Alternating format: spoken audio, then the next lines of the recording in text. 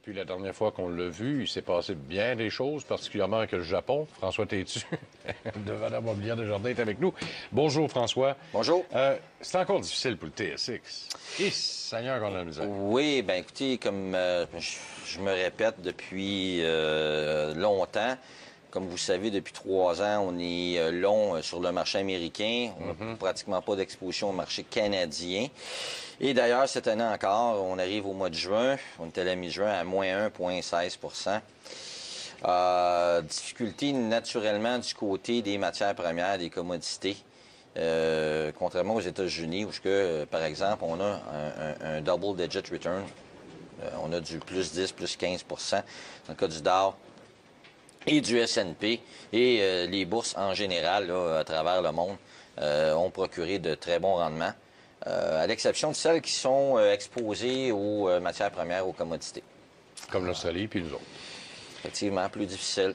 Plus difficile. Et puis, on a eu, puis on regarde au cours des 2 dernières années, on avait regardé au mois de mai, le mois dernier, le XME là, de mémoire, là, et puis on a vu que la tendance était baissière sur les métaux, et ça a piqué ma curiosité. Je dis, on va aller voir, excluant les métaux, s'il y a d'autres matières premières qui sont en chute libre.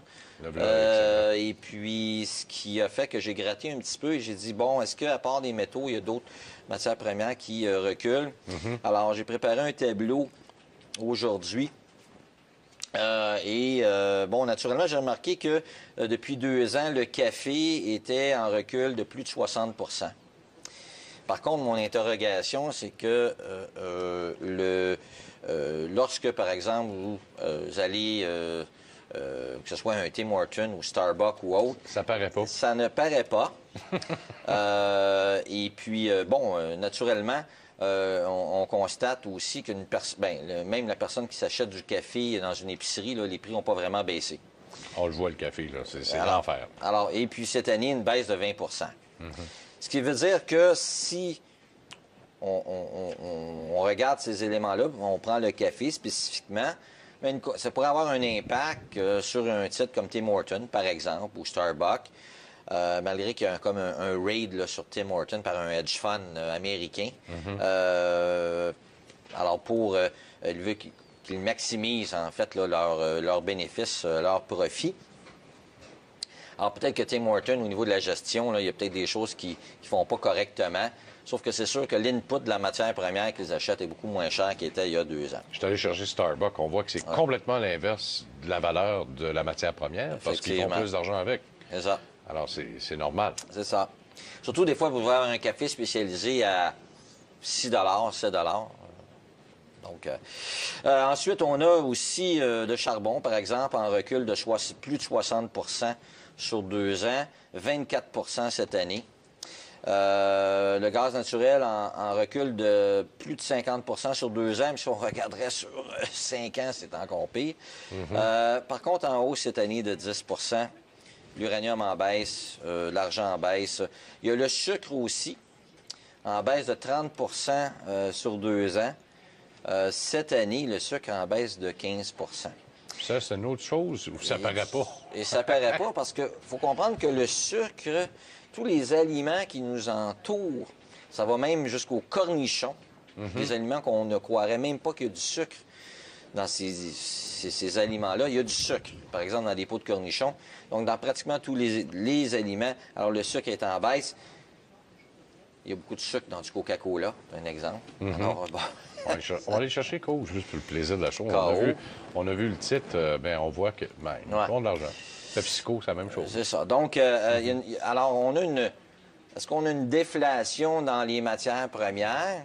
D'un côté, c'est que, bon, on parle que, bon, on regarde les travailleurs de la construction qui veulent avoir une augmentation pour suivre l'inflation à 3 sauf que quand on regarde les matières premières, on n'a pas un contexte inflationniste. Par contre... Sauf que ça, les matières premières, c'est bon pour les entreprises. C'est bon pour les entreprises. C'est pas pour le travailleur, lui, qui doit payer son café plus cher. Et ça ne se reflète pas nécessairement. Par exemple, Métro, ou peu importe l'entreprise, ne refilera pas la facture ou l'économie de bénéfices à ses clients et clientes. Hein? Alors là, on va voir encore une fois le métro. Hein? Alors ça, c'en est un autre.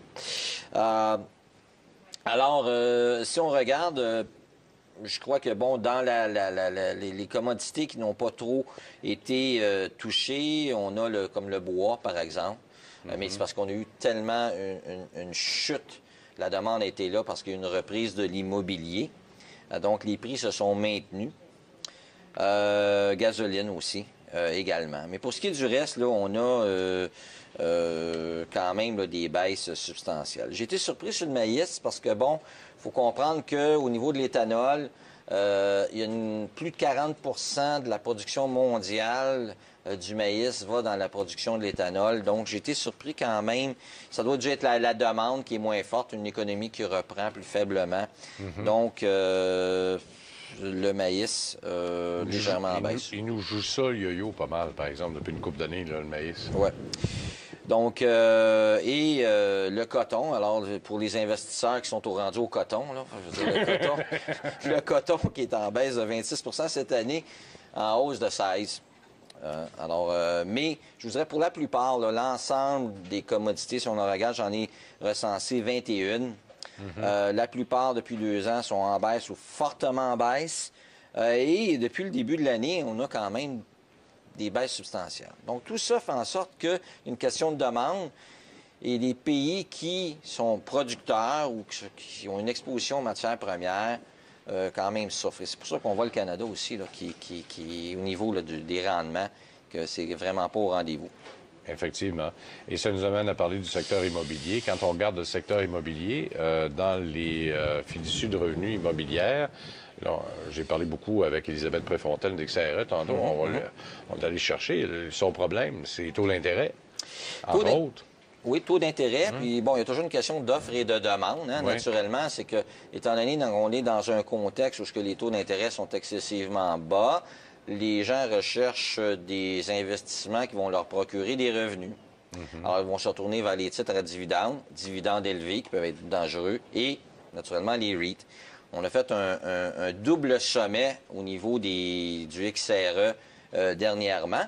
Mais, par contre, la fluctuation des taux d'intérêt a fait que l'ensemble du secteur et de l'indice et des titres, que ce soit les communards, les Summit REIT, etc., là, de ce monde, là, ont reculé. On a un rebond, sauf que je vous dirais qu'il y a eu, au niveau canadien, des dommages, parce qu'on est tombé. L'ensemble des titres qui composent le sous-indice, au niveau technique, a baissé en bas de la moyenne 200 jours. C'est donc, énorme. je pense que Brookfield qui s'est tenu sur cette moyenne-là, le reste a brisé. Donc, on a un rebond. Sauf qu'on a un dommage. Au niveau américain, on est revenu, les REIT américains, on est revenu sur la moyenne mobile 200 jours. Ça a moins fait mal. Ça a moins fait mal. Donc, puis la chute a été moins abrupte. Mais si on regarde, par contre, je l'appelle le cousin, là, au niveau de l'immobilier, les constructeurs immobiliers américains, puis ça, on en parle depuis le printemps 2012, l'an passé. Depuis un repli. Donc, qu'on est quand même positif. Alors, on est quand même dans une tendance haussière au niveau des constructeurs là, américains.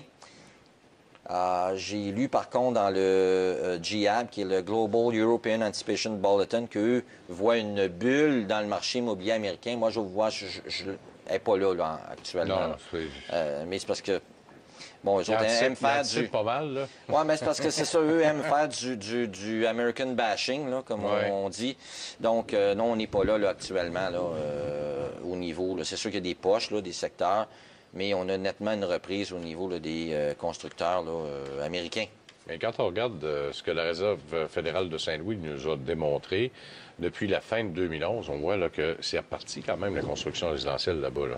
On a même vu d'un permis de bâtir 1 million et plus. C'est ça, effectivement. Donc, on est dans un contexte de reprise, mais on est loin des sommets ou du sommet qu'on était en 2007.